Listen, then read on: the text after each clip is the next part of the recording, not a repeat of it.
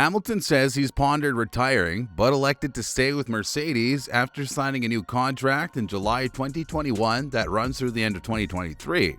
Is there, however, more to it?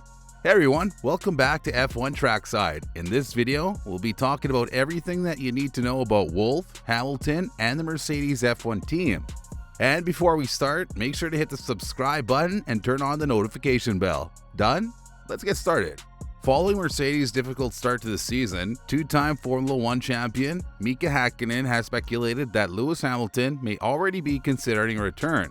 Hamilton is now 4,683 points behind leader Charles Leclerc following the latest Grand Prix in Miami, putting the Silver Arrows in a race to save their season. Mercedes isn't the only team struggling to adapt to new regulations. Red Bull have also had its difficulties through the first 5 Grand Prix this season. Hamilton, whose contract with Mercedes was extended until 2023 in July 2021, has been left to lament his team's inability to improve their car despite significant upgrades. Hamilton's future with Mercedes could be jeopardized, according to Häkkinen, due to Mercedes' issues. I fear this will be a very challenging season for Lewis, the world champion from 1998 and 1999 told Unibet. Now begin the driver's natural mental process. Is there anything else I should go? It's a proven fact. He even claimed Hamilton is sulking since George Russell's now ahead of him in the rankings. It's already challenging for Mercedes, but it's more terrible for Lewis, he continued. Russell comes from a squad that has had little to no success, with some decent qualifying scores but no race results. All these accomplishments with Mercedes are new to him, and he's overjoyed. This is a disaster for Lewis. It's even worse now that George is ahead. I'm curious how Lewis conducts himself at team meetings. I'm sure he's grumpy, I can imagine it, lots of moaning and complaining. Having spent time at the top of the sport with McLaren, but for now, Hamilton's focused on turning around Mercedes' campaign. After spending some time in Kuala Lumpur as part of a sponsorship expedition, he'll be expecting to make significant improvements when he races in Barcelona on May 22nd. Hamilton, who was on track for a podium finish in Australia before Sebastian Vettel's lap 22 crash, is focused on reducing the gap and trusting his team to improve his car swiftly. I'll be on Zoom calls with our supervisors, trying to pump them up, Hamilton explained. There are some adjustments we need to make, and we need everyone's help to do so. It's about making sure we don't leave any stone unturned. Then the hunger is present, and that we make the most out of every opportunity. I'm going to be chasing after the people in the wind tunnel, the aerodynamic guys, and looking at everything. There's definitely room for improvement, and Mercedes need it right now, not in 2 or 3 races. I prefer to be upbeat. There are many races remaining. I sincerely hope we can compete, but Red Bull and Ferrari will benefit from any improvement we make. It will not be an easy task. The gap is already quite large, but there's still a long way to go.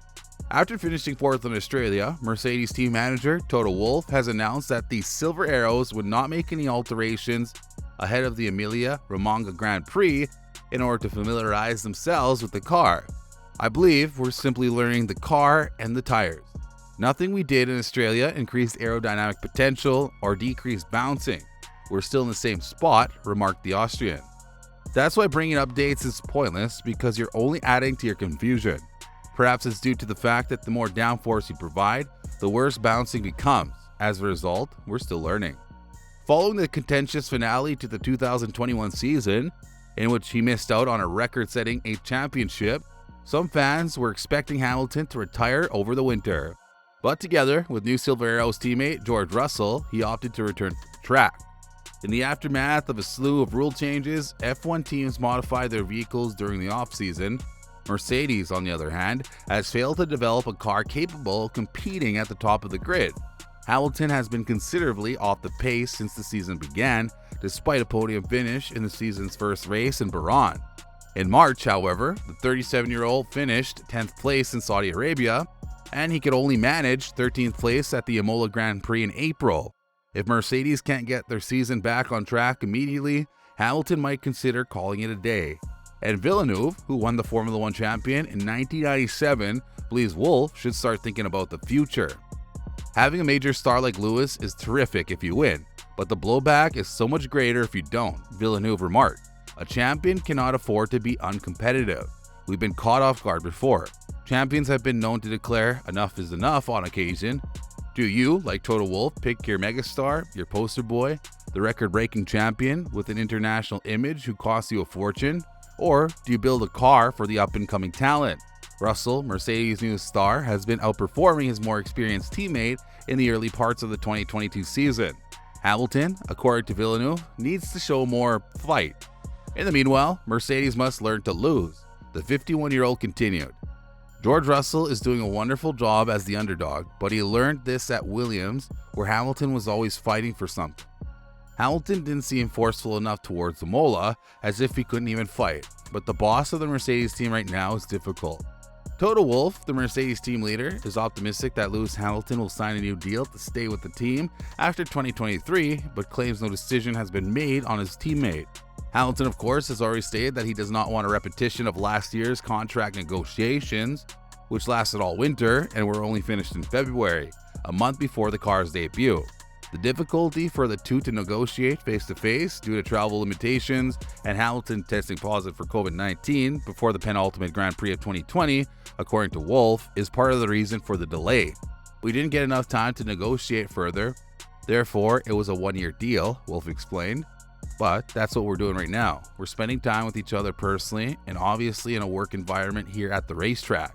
The proposing issue induced by the new technical regulations is believed to have been accidentally countered by Red Bull. Ground effect refers to the fact that downforce is now generated by aerodynamics beneath the car rather than on the chassis as a result of major alterations to the cars. As a result, the previous rake design used by the teams has been largely abandoned, resulting in the car's flooring colliding with the track surface. It creates a nauseating amount of bouncing up the road, which we refer to as porpoising because it resembles a porpoise surfacing and submerging.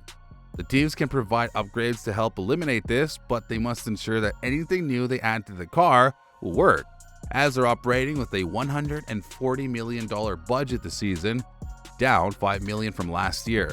Upgrades to the side pods and underbody, where the aerodynamic magic now happens, were introduced by Red Bull, and Automotor Unsport estimates that they gained 0.7 of a second as a result. According to the German journal, some teams feel Adrian Newey's design was not expressively designed to solve the bouncing problem, but they managed to get out of it nonetheless. In terms of weight, Dr. Helmut Marko has already stated that an update will be arriving at this weekend's Emilia-Romagna Grand Prix in an attempt to lose their surplus. And they're now estimated to weigh around 813 kilograms, 15 kilograms over limit. We're over 10 kg heavier than Ferrari right now. You're already talking about a 0.3 reduction in lap time, the Red Bull advisor remarked. We were in the title chase right up until the end last year, so the RB18 ended late. There'll be updates for the forthcoming race at Imola and the Grand Prix that follow. Then hopefully we'll be able to go closer to Ferrari. Did you find this video informative or helpful? Let us know in the comment section below. Make sure to subscribe so you don't miss out on my future videos. Don't forget to like and share, and take care.